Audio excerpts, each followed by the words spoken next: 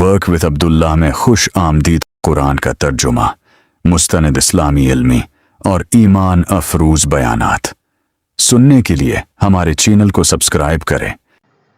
جانوروں اور انسانوں کے اندر اللہ رب العالمین نے ایک فرق رکھا ہے جو کہ احساس کا ہے۔ انسان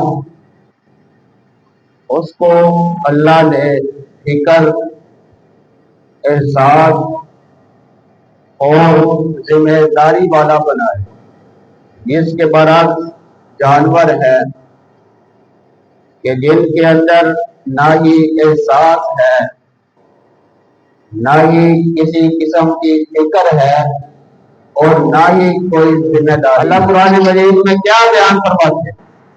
فرمایا یا ایھا الذین آمنوا اتقوا اللہ، اے ایمان والو اللہ سے ڈر جاؤ، وَلْتَنظُرْ نَفْسٌ مَا قَدَّمَتْ لِغَدٍ، اور یہ دیکھو کہ آپ نے کل کی کیا تیاری کی ہے، کیا بھیجا ہے کل کے لیے۔